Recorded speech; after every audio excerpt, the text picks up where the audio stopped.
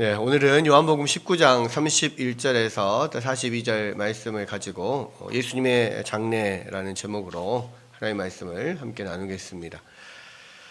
사도 요한은 예수님이 십자가에 달리신 것이 유대인의 왕일 뿐만 아니라 모든 나라의 왕이심을 선포하는 일이었다, 이렇게 증언을 하죠. 또한 예수님께서는 십자가에 달리셔서조차도 어머니와 사랑하시는 제자에게 사랑을 베푸시고 또 마지막 숨을 거두시기까지 성경에 예언된 모든 말씀을 다 이루시고 마지막으로 다 이루었다라는 말씀을 끝으로 운명을 하십니다. 그런데 이제 예수께서 이 성경에 예언된 모든 말씀을 이루시는 것이 예수님의 죽음으로 끝나는 게 아니에요. 예수님이 죽으신 그 이후에 장사되는 모든 과정도 보면 이 성경에서 예언된 말씀이 계속해서 성취되는 것을 보여줍니다. 그리고 이것은 이 예수님이 죽어서까지 하나님의 말씀이 성취된 것들을 보여주면서 또한 이것이 예수께서 죽으신 후에 사흘 만에 다시 부활하실 것을 예언하셨던 그 말씀도 반드시 이루어질 것을 확신하게 하는 거죠. 오늘은 그 예수님의 장례에 대해서 좀 그래서 살펴보려고 합니다. 자, 예수님의 십자가에 못 박히시는 날은 이 금요일이었다. 그랬죠. 이 금요일은 유대인의 달력으로 보면 이 안식일이 시작되는 바로 전날이에요. 그리고 유대인들은 하루의 시작이 해가 지면서 시작합니다. 그러니까 예수님이 오전 9시에 십자가에 달리셨고요. 6시간 정도 십자가에 매달리셨다가 오후 3시 정도에 돌아가십니다. 그러면 그로부터 3시간 후에 6시 정도 되면 이제 해가 떨어지잖아요. 해가 떨어지면 그날부터 안식일이 시작인 거죠. 그러니까 지금 예수님이 십자가에 돌아가시고 3시간밖에 남지 않았어요. 근데 이제 문제는 뭐냐면 이 안식일 자체도 유대인들의 입장에서 굉장히 거룩한 날인데 특히 이번 안식일은 더 중요한 날이에요. 왜냐하면 6월절 명절 기간에 맞는 안식일이기 때문에. 그렇죠. 그래서 이 6월절 명절 기간인데 오늘 지금 해가 지면 바로 안식일이 시작이에요. 근데 문제는 뭐냐, 이 최대의 명절인 6월절 명절 기간에, 그것도 안식일에 십자가에 못 박혀 있는 저주받은, 그러니까 나무에 달린 자는 다 저주받은 자들이다. 유대인들은 그렇게 생각을 하는데 그 저주받은 자들이 6월절 명절 기간에 계속 십자가 나무에 달려 있으면 그 명절이 어떤 거룩함, 또 명절의 어떤 거룩성이 훼손되는 거죠. 그러니까 이 십자가에 있는 사람들을 빨리 숨을 끊어서 내려오게 해달라, 이렇게 지금 빌라도에게 요청을 한 겁니다. 그러니까 보통 원래는 십자가라고 하는 형벌이 가장 극악의 지옥의 그런 고통을 가장 오랫동안 맛보도록 고안된 형벌이거든요. 그래서 원래는 이 십자가에 달릴 때 이 양손과 발에 있는 그러니까 못을 박힌 곳에서 피가 계속 흘러내려서 오랫동안 고통을 받고 오랫동안 매달려서 막 그 탈수의 고통과 막 거기서 모든 피를 쏟고 막 그 엄청난 뭐 더위와 추위와 이런 데서 그냥 버려짐으로써 엄청난 고통을 오랫동안 받는 거예요. 그래서 실제로 십자가에 달리는 사람들이 오래 버티면 한 일주일 정도는 십자가에 달려서 있다가 죽는 경우가 있고 적어도 한 3일 이상은 다 달려서 그런 다음에 죽게 되는데, 문제는 이제 예수님은 원래 십자가에 달리기 전에 사전 형벌인 채찍으로 맞는 거를 엄청 심하게 맞았죠. 왜냐하면 빌라도가 그렇게 해서 좀 놓아주려고 했었는데 그게 안 되고 그냥 바로 십자가에 못 박혔잖아요. 그래서 사실은 이미 십자가에 못 박히기 전에 많은 피를 흘려버렸어요. 그러니까 우리 패션 오브 크라이스트에서 보면 그 태형을 받는, 채찍으로 맞는 그 현장의 바닥 대리석들이 완전히 피로 막 범벅이 될 정도로 그 많은 피를 흘렸단 말이에요. 그러면 사실은 거기서 더 오래 버티기가 쉽지가 않은 거죠. 그래서 지금 거의 한 6시간 만에 예수님은 돌아가셨어요. 근데 옆에 양쪽에 달렸던 강도들, 두 강도와 함께 십자가에 못 박혔는데 이 사람들은 그렇게 예수님처럼 사전 형벌을 심하게 받지 않았기 때문에 아직도 초반인 거죠. 이제 달린 지 얼마 안 된 거죠. 근데 이제 유대인들 입장에서는 이 사람들이 어쨌든 예수님은 십자가에 매달린 것으로 족한 거야. 그러니까 오랫동안 십자가에 달려서 이렇게 죽는 것 자체가 유대인들이 원하는 게 아니라 저주받은 자라고 하는 그 표딱지가 중요한 거잖아요. 예수님이 저주받은 죽음을 이렇게 당하면서 봐라 저주받은 자다 이렇게 하기를 원했기 때문에 일단 십자가에 달린 것 자체로서 그 목적은 다 이룬 겁니다. 그리고 예수님은 이미 3시쯤 돼서 운명을 하셨단 말이에요. 그래서 이제 목적은 다 이뤘기 때문에 뭐 거룩한 유월절 또 안식일을 맞아야 되고 하니까 안식일 전에 이 사람들을 다리를 꺾어서 시체를 치워달라 이렇게 이야기를 해요. 양쪽에는 살아 있어요. 예수님이 돌아가셨지만. 근데 이제 한 가지 의문점이 드는 게 뭐냐면 왜 다리를 꺾어서 시체를 치워달라 이렇게 이야기를 했을까라는 겁니다. 그러니까 지난번에도 말씀드렸던 것처럼 십자가에 못 박히면 다리를 굽혀서 이렇게 박는다 그랬잖아요. 그러니까 다리를 굽혀서 박는 이유는 이게 체중이 중력에 의해서 밑으로 쏠리면서 이 십자가의 양쪽 그 손에 못이 박혀 있는 상태에서 체중 밑으로 싹 쏠리면 이게 팔이 이렇게 들어지면서 이렇게 안경막이 이렇게 내려가고 이게 숨이 들숨 상태가 계속되는 거죠. 이렇게 숨을 들어쉰 상태에서 내쉬어야 되는데 이게 잘 안 되는 겁니다. 그래서 숨을 거의 잘 이렇게 못 내쉬고 있으니까 이제 다리에 힘을 줘서 상체를 들어 올려서 숨을 내쉬고 발에다 힘을 주면은 못 박힌 자국이 너무 아프잖아요. 그러니까 막 아프면서도 숨을 쉬어야 되니까 숨을 쉬고 다시 내려오는 거예요. 그것이 계속 반복되는 겁니다. 그런데 이제 다리를 꺾어버리잖아요. 그럼 상체를 들어 올릴 수가 없기 때문에 질식이 돼서 죽게 되는 거예요. 그래서 다리를 꺾어서 시체를 치워달라 이렇게 이야기를 한 거죠. 근데 이제 이 군인들이 그래서 그 요청대로 빌라도가 그렇게 해라 이야기 허락을 했기 때문에 이 사람들의 다리를 꺾었습니다. 양쪽에 있는 두 강도는 아직 살아 있으니까 다리를 꺾어서 죽음에 이르도록 했는데 예수님은 가까이 와 보니까 이미 죽었어. 이미 돌아가셨어요. 그러면 사실은 이제 죽었으니까 다리를 꺾을 필요 없이 그냥 놔두거나 내지는 그래도 상부의 명령을 받았으니까 죽었어도 다리를 꺾을 수도 있잖아요. 근데 그렇게 하지 않고 이거는 그냥 우발적인 상황인데 한 병사가 그냥 창으로 예수님의 옆구리를 찔렀어요. 그러니까 왜 찔렀냐?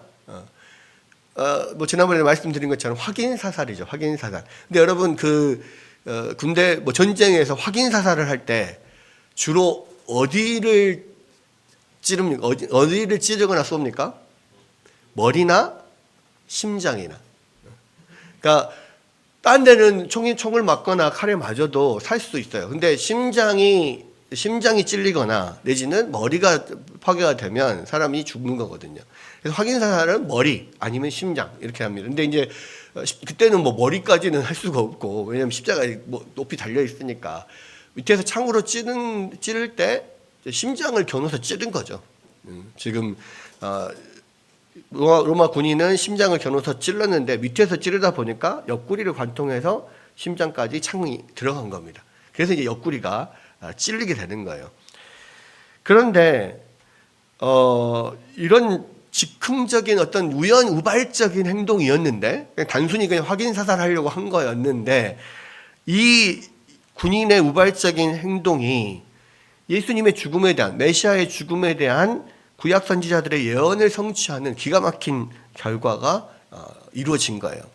그래서 여기 보면 말씀이 두 구절 나오는데 시편 34편 20절에 보면은 그의 모든 뼈를 보호하시며 그 중에서 하나도 꺾이지 아니하도다 라는 말씀이 있습니다. 그러니까 이 말씀이 메시아가 메시아가 죽을 때 이런 일이 일어날 거라고 하는 예언적인 그런 말씀인 거죠. 그래서 하나님이 그 모든 뼈를 보호하셔서 하나도 꺾이지 않게 했다라고 하는 것이 6월 유대인들이 빌라도를 통해서 다리를 꺾어서 시체를 치워달라고 했는데 이 병사가 다리를 꺾지 않고 심장을 칼로 이렇게 창으로 찌른 것으로 말미암아서 다리가 꺾이지 않고 그대로 보호가 된 이 말씀이 지금 이루어진 거예요.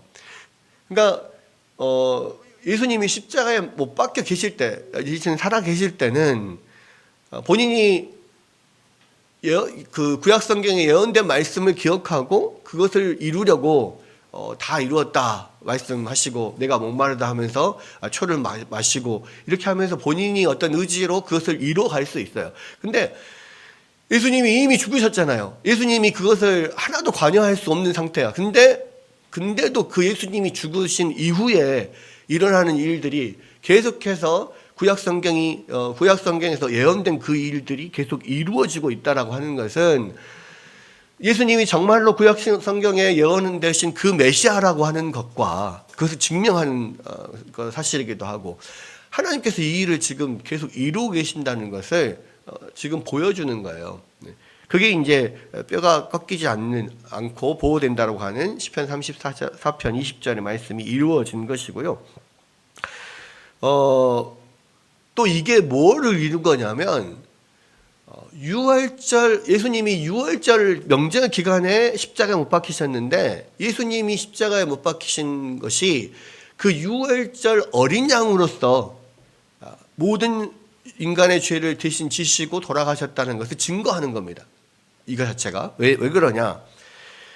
민수기 9장 12절에 보면 이 유대 사람들은 유월절 명절 때 어린 양을 잡아서 자기 대신 그 피를 그 문과 문설 인방에다 바르고 그 고기를 먹잖아요. 근데 특이한 게 뭐냐면 하나님께서 뭐라고 명령을 하셨냐면 그 어린 양을 먹을 때 절대로 뼈를 꺾지 말고 그대로 둔 채 살만 먹으라고 그랬어요. 그럼 뼈는 있는 그대로 놓고 살만 뜯어먹게 되어 있습니다. 그래서 이것이 바로 유월절 어린 양은 뼈를 꺾으면 안 된다고 하는 하나님의 명령인데 왜 그러셨냐? 왜 그랬을까? 그 유월절 어린 양이 바로 나중에 오시는 메시아의 죽음을 미리 보여주는 예표기 때문에 그렇게 한 거예요. 그러니까 그 유월절 어린 양의 뼈를 꺾지 말라고 하신 것처럼 메시아도 그 뼈가 꺾이지 않을 것이고 이것이 이루어지는 것이 이 예수님이 바로 하나님이 예언하셨고 보내신 그 메시아라는 것을 증거하게 되는 거죠. 유월절 어린 양은 예수님을 미리 예표하는 것이고 예수님은 그 유월절 어린 양으로서 오셨다는 것을 증거하는 것이고 그러니까 이것이 그 하나님의 말씀이 이렇게 이루어지는 것입니다. 물론 로마 군인은 이 성경에 대해서 전혀 알지 못하죠. 그런데 성경을 알지 못하는 이 군인에 의해서 성경의 예언이 이루어지는 거예요. 그러니까 이것이 누가 이렇게 의지를 갖고 하려고 해서 이루어지는 게 아니라는 거죠. 이게 다시 한번 예수님이 구약에 예언된 그 메시아로서 죽으셨다. 유월절 어린 양으로 죽으셨다라고 하는 것을 지금 이것을 통해서 그렇게 또 이야기를 하고 있는 겁니다. 또 한 가지는요. 이 옆구리를 찌르는 것도 성경의 예언이 이루어진 건데 스가랴 12장 10절에 보면 이 스가랴 12장 10절에 있는 말씀을 성취시키는 그런 행위였다는 거예요. 그러니까 스가랴 선지자는요. 메시아를 찌른 자들이 그를 볼 것이다 이렇게 예언을 했거든요. 근데 이 전혀 예정에 없었던 군인이 갑자기 그냥 우발적으로 예수님을 확인사살하기 위해서 옆구리를 찔렀어요. 나중에 그 찌른 사람이 예수님이 부활하실 때 내가 저 사람은 분명히 확인사살까지 해서 활구로 찔러서 죽였는데 살아나서 돌아다녀.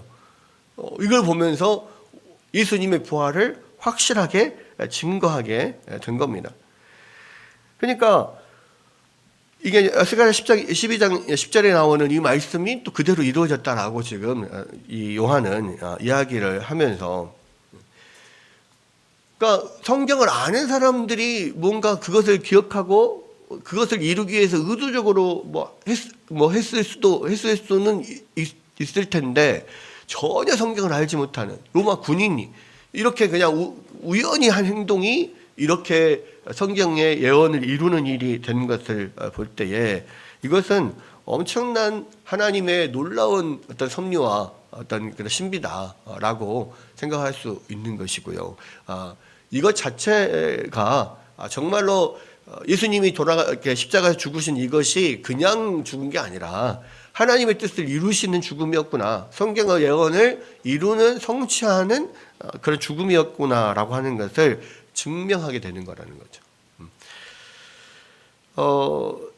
또 한 가지는 여기서 보면은요, 이 군인들이 예수님의 허리를 창으로 찌르자 거기에서 피와 물이 쏟아져 내렸다. 피와 물이 나왔다 그랬죠. 지난번에 제가 말씀을 드렸습니다. 이 피와 물이 나오는 것은 진짜로 물이 나오는 게 아니고, 그 심장 파열이 일어났을 때 그 혈액이 이렇게 혈장 묽은 부분과 붉은 부분으로 나뉘면서 그것이 이렇게 흘러나왔다라고 의학자들이 그렇게 이야기를 한다라고 말씀을 드렸었죠.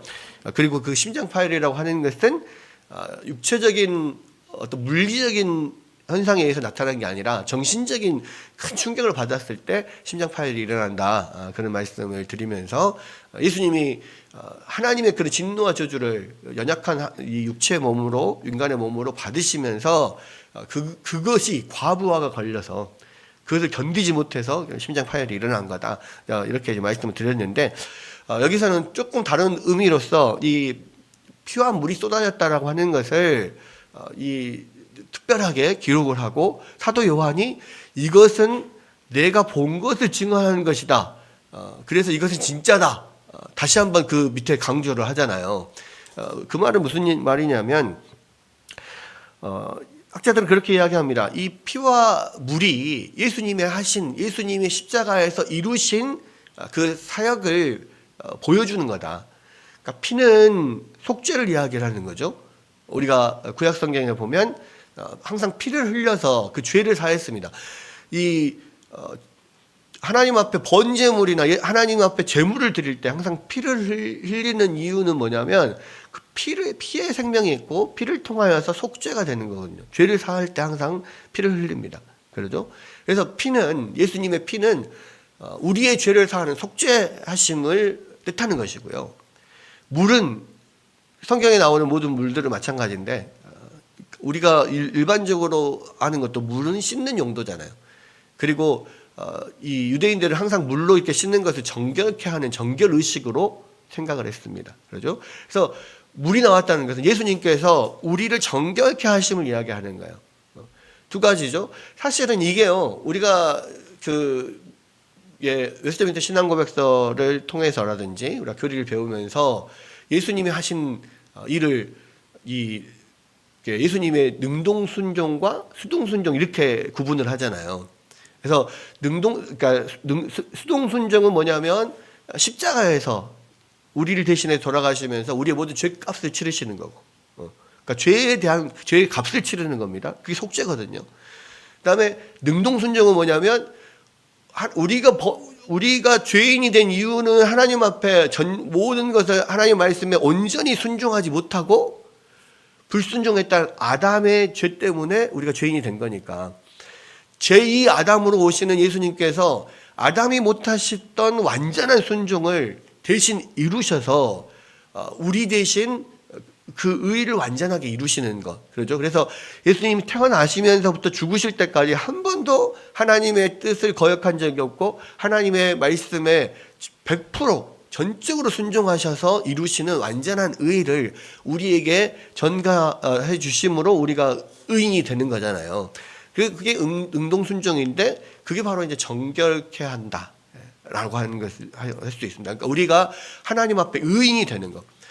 십자가의 죽으심으로 그 피로 우리를 속죄하시고, 예수님의 능동순종을 통하여서 우리를 하나님 앞에 의롭게 하시고, 이 두 가지가 바로 예수님이 하셨던 사역이라고 하는 것을 이 물과 피로써 증거하시는 거예요. 그것을 사도 요한이 다시 한번 강조하면서 내가 이것을 봤다.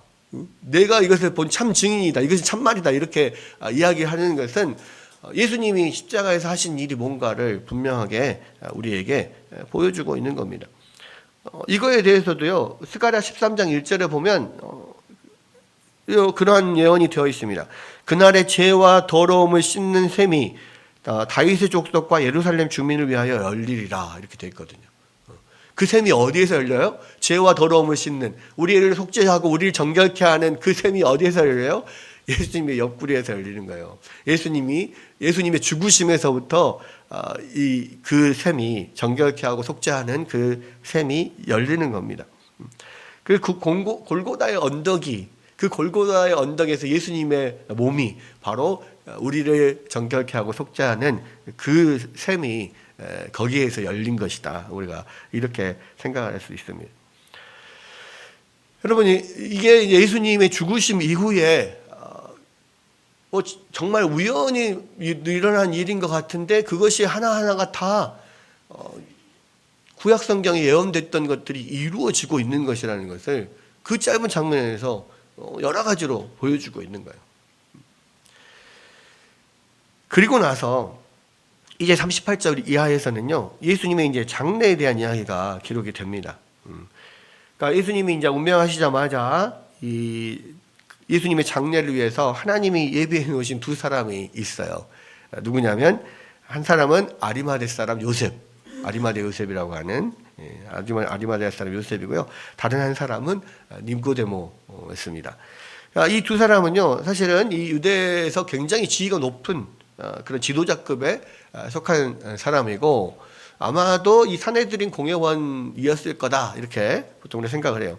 먼저 아리마대 요셉은요, 복음서마다 예수님의 제자, 숨어있던 제자다 뭐 이렇게 이름을 붙이고 있습니다. 이것은 이제 그가 예수님으로부터 상당히 많은 영향을 받았던 유대의 어떤 고위층이었다라는 것을 암시하고 있는데요. 평소에는 자기 신분을 드러내지 않는 숨은 제자였어요. 숨어 있는 제자. 그러니까 몰래 그냥 교회 다니는, 뭐 아무에게도 내가 이 교회를 다니는 것을 아무에게도 알리지 마라 하면서 이렇게 조용히 몰래 교회를 다니는 것 같은 그런 사람이었어요. 이 마태복음에서는 요셉을 부자라 이렇게 이야기를 했고, 마가복음에서는 어떤 존귀한 공회원, 즉 예수님을 재판했던 이 산헤드린 공회원 중에 한 사람이었다 이렇게 말하고 있습니다. 이 산헤드린 공회원은 우리나라로 말하면 국회의원 같은 건데, 그 국회의원보다, 우리나라 국회의원보다 훨씬 큰 어떤 권력을 가지고 있어요. 왜냐하면 우리나라 국회의원은 300명이잖아요. 산헤드린 공회원은 70명입니다. 일단 숫자가 더 적어요. 대제사장 한 명과 그 다음에 공회원들 70명 이렇게 이루어진 게 산헤드린 공회고, 또 우리나라 국회는 법을 만드는 입법 역할만 합니다. 그런데 산헤드린 공회 같은 경우는 입법, 사법, 행정 다 모든 역할을 다 맡고 있어요. 왜냐? 지금 유대에는, 유대 땅에는 왕이 없잖아요. 왕이 없고 로마의 식민지로서 총독이 와서 다스리고 있어요.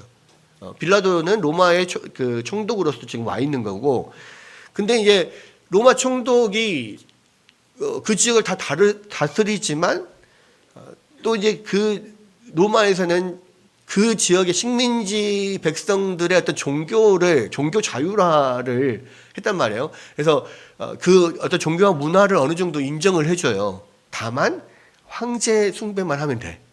황제에 대해서 반영만 안 하면 되고, 해야 될 일만 그냥 하면 되는 겁니다. 그리고 그 안에 자체적으로 어떤 자치를 어느 정도 인정을 해줬어요. 근데 그 유대에서 어떤 자치적인 어떤 행정사법, 입법 역할을 하고 있는 것이 산헤드린 공회거든요.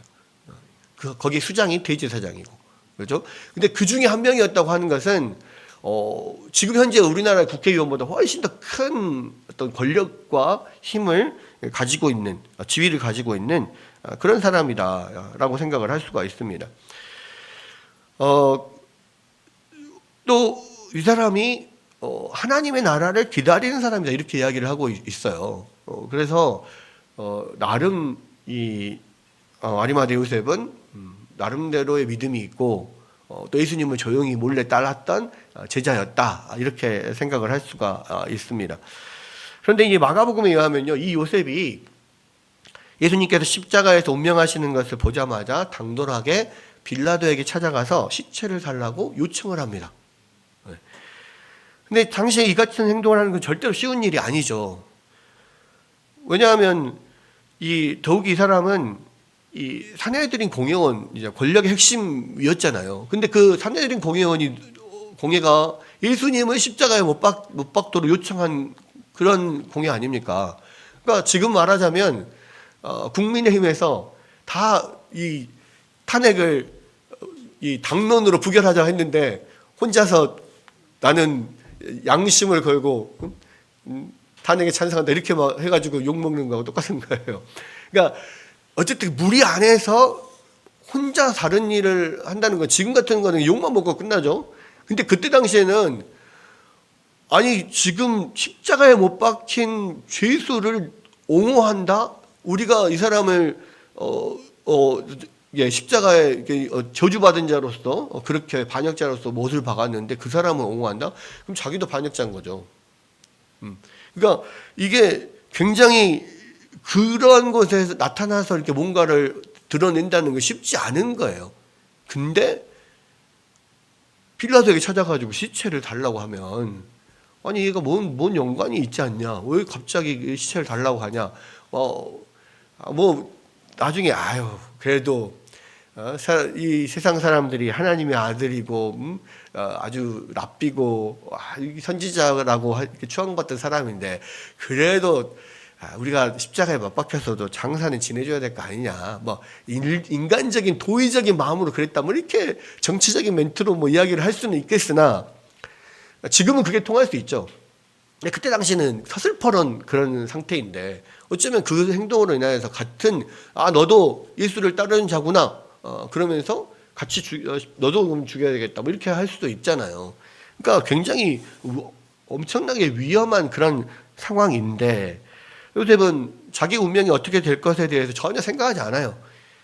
당장 예수님 시체를 장사하기 위해서 허가를 받고 또 언제 준비했는지 모르지만 새 무덤을 마련했다가 예수님을 거기에 장례를 치른 겁니다. 아마도 이 아리마대 요셉이 부자고 힘이 좀 있으니까 그때 당시에는 이제 어떤 동굴 같은 거를 가족묘로 이렇게 사용을 했단 말이에요. 그래서 이제 그 동굴 안에 그 가족 중에 한 사람이 죽으면 거기 안에다가 안치를 해놨다가 이런 뭐랄까요, 돌판 같은 데다가 시체를 올려놔요. 그러면 이제 이게 동굴 문을 이런 맷돌같이 생긴 큰 돌로 이렇게 굴려서 막아놓으면 그 안에서 썩잖아요.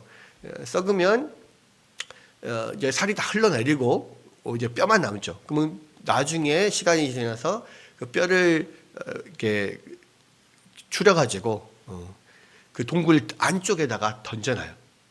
그래서 이스라엘 무덤에 가면 이 판 같은 게 있고 시체를 올려놨던 판이 있고 이게 돌판 같은 게 있고 그 뒤에는 이제 좀 더 깊이 들어가 있는 그 장소에 뼈들이 그렇게 쌓여 있는데 그게 이제 조상들의 뼈예요. 그래서 이제 그 조상들에게로 돌아간다. 우리가 죽는다는 것을 이스라엘에서 그렇게 표현하는데 왜 그러냐면 자기가 죽으면 그 조상들이 뼈가 모여 있는 곳을 같이 거기에 들어가게 되니까 조상들에게로 돌아간다 이런 식으로 표현을 하는 건데 그래서 사실은 이 이스라엘의 어떤 그 동굴 무덤들은 자손 대대로 그냥 쭉 같이 사용을 하는 거니까 그것을 마련한다는 것이 웬만한 재력이 없이는 새 무덤을 마련하기가 어렵죠. 근데 이제 아리마대 요셉은 부자고 그런 권력자이고 하기 때문에 자기 대에 한번 새로운 우리 가문의 무덤을 만들어야겠다 이런 생각을 하고 새 무덤을 아마 준비해놨던 것 같아요. 근데 이제 거기다가 예수님을 안치를 한 거죠. 그러니까 근데 이것도 사실은 결국은 이 성경을 이루는 거예요. 왜냐하면 성경에 보면 이사야 53장 9절에 뭐라고 되어 있냐면 그 무덤이 악인과 함께 있었으며 그가 죽은 후에 부자와 함께 있었도다. 와, 이거는 아니 어떻게 무덤이 악인과 함께 있었고 죽은 후에는 부자같이 있었다. 오, 이게 뭐지? 그러니까 우리는 물론 부자이면서 악인일 수 있겠죠. 부자이면서 악인일 수 있는 사람과 함께 묻힐 수 있겠지만, 그러니까 이스라엘에서의 개념은 우리 개념이 달라. 우리는 부자이면서 악인인 경우가 있잖아요. 근데 이스라엘 개념에서는 부자이면서 악인일 경우가 없어요. 왜? 그러니까 부를 하나님의 축복으로 보거든요. 그러니까 하나님의 복인데 악인에게 하나님의 복이 임할 리가 없잖아. 아리마대 요셉과 같은 큰 부자는요 악인일 수가 없어. 그러니까 악인과 부자가 함께 무덤에 있다, 이건 말이 안 되는 거거든.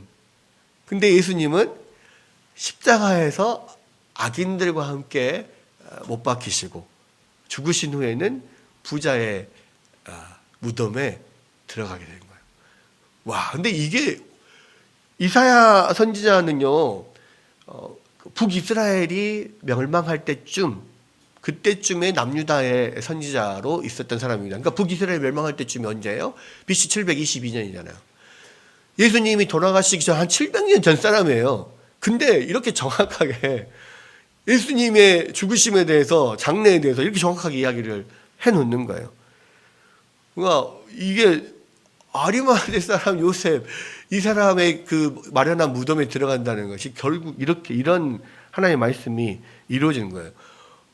이거는 이 사실을 알면은요, 알게 되면 와 진짜 소름 막 이런 느낌들이 오게 됩니다.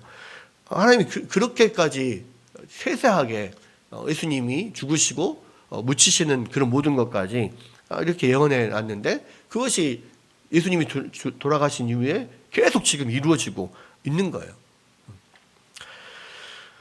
또 한 사람이 있습니다. 니고데모라고 하는 사람이죠. 예수님의 장례를 위해서 하나님이 두 사람을 지금 예비를 해 놓으셨는데, 하나는 아리마대 요셉, 하나는 니고데모.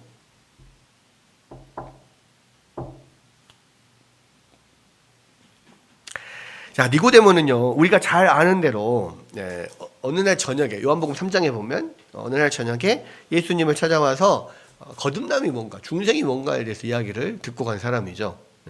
근데 아마도 이제 그날 밤에 예수님으로부터 들은 이야기, 사람이 거듭나지 않으면 하나님 나라에 들어갈 수 없다, 이 말을 들으면서 이게 도대체 뭘까, 그 말씀을 들으면서 굉장히 큰 깨달음이나 그런 감동을 받았던 것 같아요. 그리고 나서 이제 금방 드러나진 않지만 서서히 그 영혼이 예수님을 믿는 그 믿음이 그 안에서 자라가고 있었지 않는가 생각을 합니다. 결국은 마지막 예수님이 돌아가실 때 이 니고데모도 그 믿음에 의해서 이제 움직이게 되는 건데, 아리마대 요셉은 무덤을 준비했다면 니고데모는 예수님의 직접적인 장례에 들어가는 물품을 준비해서 옵니다. 그러니까 향품을 100리트라나 가지고 왔다 그랬는데요. 100리트라는 우리가 잘 아는 단위로 환산을 해보면 약 320g 정도 됩니다. 그러니까 1리트라가 320g 정도 돼요. 100리트라는요 32kg 가까이 되는 거예요. 그러니까 유대 사람들은 그 장례를 치를 때 이 몸 전체에다가 어떤 향품을 발라서 이렇게 좀 부패도 덜하게 하고, 또 이 시체에는 썩는 냄새가 있잖아요. 그런 것도 맡고, 그래서 향료를 많이 사용을 하거든요. 근데 향료를 32kg나 갖고 왔어요. 일반적인 사람의 몸무게로 따지면 한 절반 정도, 일반 성인의 절반, 저의 3분의 1. 그런다 해도 엄청나게 많은 양을, 32kg는 뭐예요? 쌀 20kg 하나도 우리가 이렇게 들려면 엄청 무겁잖아요. 근데 32kg나 되는 이 향품을 가지고 와서 어마어마하게 많은 향품을 가지고 온 거죠. 그러니까 여러분 이런 향료들을 많이 사용을 하니까 그 이스라엘에서 결혼을 할 때 처녀들이 향품을 준비를 하잖아요. 향료를 준비를 합니다. 그게 많이 사용을 하거든요. 그러니까 뭐 향수나 향유로도 사용을 하는 거고 이렇게 시체에다 바르는 그런 장례를 위한 준비로. 근데 여러분 예수님의 장례를 준비하기 위해서 이 마리아가 예수님 발에다 향유를 붓고 머리로 닦고만 했잖아요. 근데 그것도 엄청나게 비싼 거잖아요. 근데 그거는 예수님 발에 부어서 닦을 정도면 사실 그렇게 많은 양은 아닐 거란 말이에요. 그죠? 요 정도 되는, 요 정도 되는, 향유를 부어가지고 아마 이렇게 닦았을 거 아니에요. 근데 그것조차도 엄청나게 몇 천만 원 되는, 지금 우리나라 돈으로 환산하자면 몇 천만 원 되는 그러한 가격이었단 말이에요. 근데 32kg야. 어마어마한 거죠. 매덕 넘는 그런 향품일 수 있어요. 그죠? 근데 그거를 가지고 와서 예수님의 전신에 향품을 바르면서 예수님의 장례를 치르는 겁니다. 그러니까 니고데모의 이 헌신이요, 사실은 그렇게 쉽게 넘어갈 만한 게 아니라는 거예요. 물론 니고데모도 부자였다고 하는 것을 우리는 알죠.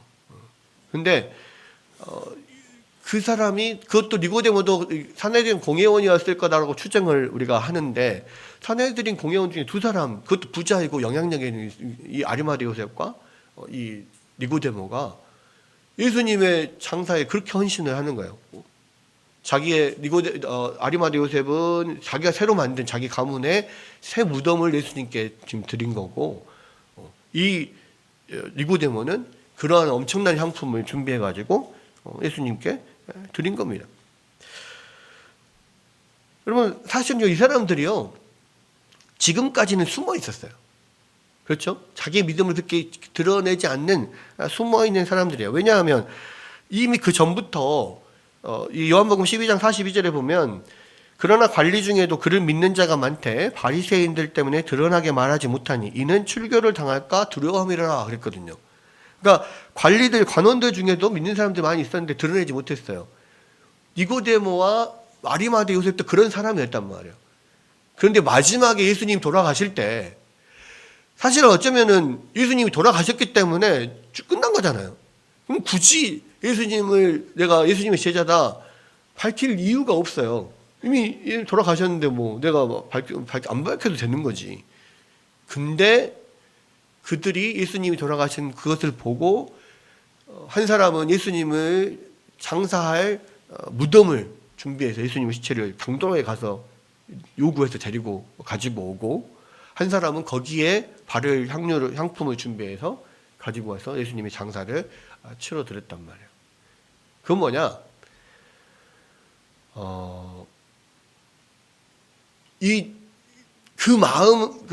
그 마음 안에서 일어나는 뜨거운 열정들, 예수님을 향한 그 마음을 주체할 수가 없는 거예요.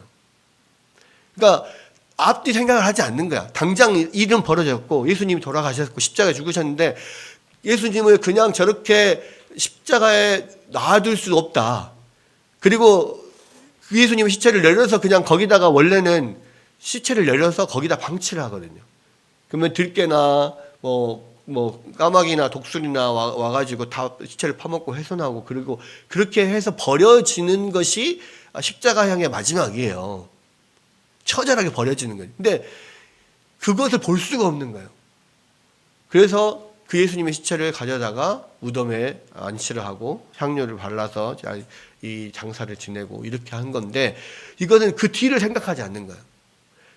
예수님 그렇게 놔둘 수 없다는 그 마음이 너무 강해서 그냥 뒤를 생각하지 않고 그냥 와서 자기에게 있는 걸 다 쏟아 부어서 그렇게 예수님의 장사를 치른 거죠. 여러분, 우리의 믿음은요, 그렇게 어떤 위급한 시기에 어떤 급박할 때 사실 나타나는 것 같아요.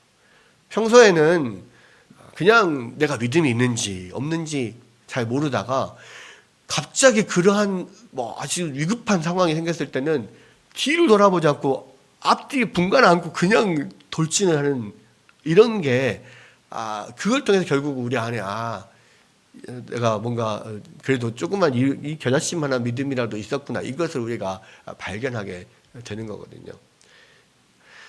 이것이 뭐 어떤 자기 의일 수도 있지만 많은 경우에 그러한 것들이 위급한 상황에서 나타나는 거예요. 왜냐하면 내 안에 있는 열정을, 어떤 그 마음을 우리가 가릴 수가 없거든요. 이 니고데모나 아리마디 요셉 같은 사람들이 바로 그런 사람들이었습니다. 지금까지는 사실은 계산적으로 생각을 해보면요, 그렇게 드러날 필요가 없는 거예요. 근데 그렇게 하지 않을 수가 없었던 거예요. 여러분, 예수님 제자들마저 지금 다 도망쳤잖아요. 아무도 없어요, 십자가 옆에. 오직 마리아와 그 여인들, 그리고 사도 요한밖에 없어요. 근데 사실은 평소에는 드러내지도 않고 조용히 있던 아리마디 요셉, 니고데모 같은 사람이 그때 갑자기 등장을 해서 그 마음에, 하나님 주신 마음을 감당하지 못하니까 그냥 와서 그렇게 뒤는 생각 안 하고 예수님이 장사를 치는 거거든요. 하나님이 그 마음을 주셨기 때문에 그렇게 한 것일 수도 있고, 또 그것을 통하여서 결국은 이사야를 통해서 예언했던 그 하나님 말씀이 이루어지도록 하나님이 인도하신 것일 수 있지만, 또 한 가지는 그 안에 있는 그런 작은 믿음일지라도 그러한 환경, 위급한 상황을 만나서 그것들이 발현되는 그런 모습들을 우리가 볼 수가 있는 거예요. 여러분, 예수님의 비유 가운데 두 아들의 비유가 있잖아요. 첫째 아들은 아버지가 포도원에 들어가서 일하라 그랬더니 예 해놓고 안 들어갑니다. 근데 작은 아들에게는 포도원에 들어가라라는 말을 듣고 뭐 안 가요, 못 해요 해놓고 나중에 가만 생각해보니까 그래도 아버지가 말씀했는데 가야지 하고 가는 거예요. 그랬을 때 예수님께서 어느 쪽이 더 선하다고 하셨습니까? 둘째 아들. 네. 처음에는 안 간다고 했다가 그래도 나중에는 그 아버지의 순종하고 가서 일했던 사람, 그 사람이 더 선하지 않냐. 말만 하고 하지 않는 사람보다, 말은 거부했지만 그러나 실제로 하는 것이 아버지께 순종하는 거다, 선한 거다, 그렇게 말씀을 했잖아요. 그러니까 이 니고데모나 아리마디 요셉은 그런 사람이었던 거죠.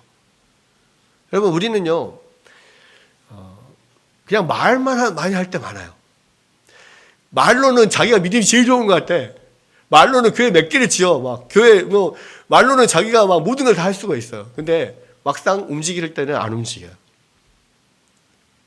여러분, 근데요, 진짜 믿음은요, 말이 아니에요. 몸이 움직여야 돼, 몸이. 예 하고 안 하는 건 그것은 불순종입니다. 나 안 해요, 못 해요 하더라도 나중에 하는 것은 그냥 100% 만족할 만한 순종은 아니지만 그래도 그 순종하는 거거든요. 여러분, 말로만 믿음이 다 되는 게 아니에요. 우리는 믿음이라고 하는 것을 그냥 머릿속으로만 생각하고 말로만 하는 것을, 말로만 고백하는 것을 믿음이라고 생각하는데 전혀 그렇지 않습니다. 여러분, 성화에 오늘 웨스트민스터 신앙고백서의 성화 보면 나오지만 그 성화에도 그 이야기가 나와요. 내 입술로 고백하는 말, 그런 믿음으로는 그 어떤 것도 변화시킬 수 없다. 믿음으로 내가 입술로 고백하는 것만은 아무것도 할 수 없다. 순종이 들어가야 되고 믿음이 행동으로 나와야 돼. 그 믿음이 증거가 되는 거죠. 여러분, 이 시대에요, 많은 머리로만 인정하고 말로만 하는 많은 믿음을 가졌다는 사람들이 있는데요, 하나님은 그것을 믿음으로 보지 않습니다. 설사 아니라 내가 말로는 못해요라고 한다고 할지라도 실제로 순종하고 실제로 말씀을 붙잡고 살아가는 것이 진짜 믿음인 거예요. 결국은 오늘 아리마디 요셉과 니고데모는요, 결국 마지막 순간에 자기의 믿음을 증거한 겁니다. 그리고 그것을 통하여서 하나님께서 구약 성경에 예언하신 그 메시아에 대한 모든 예언이 이루어지게 한 거예요. 여러분, 이 말씀을 통해서요, 마지막까지 예수님이 십자가에서 죽으시고 이후 그 모든 장례하는 과정까지 다 하나님의 뜻대로 예언대로 이루어졌다라는 것을 통하여서 예수님이 정말로 하나님 보내신 그 그리스도 메시아라는 것을 우리가 분명하게 알아야 되고요. 그것을 아는 사람, 그것을 믿는 사람, 그 역사 안에 동참하는 사람들은 반드시 순종을 통해서 그 믿음을 드러내야 된다고 하는 것입니다. 우리 안에 성화가 없으면 칭의는 없는 거다. 또 우리 안에 순종이 없으면 그 믿음은 그 실체가 없는 거다. 성경 분명히 그렇게 이야기하고 있거든요. 2024년이 다 지나가고 있는데요. 여러분들 우리가 다시 한번 한 해를 돌아보고 새해를 맞이하면서 새해는 더 하나님 앞에 열심으로 또 순종하고 행동하고 그렇게 믿음으로 살아가면서 하나님께 영광 돌리는 여러분들 되시기를 주의 이름으로 축원합니다.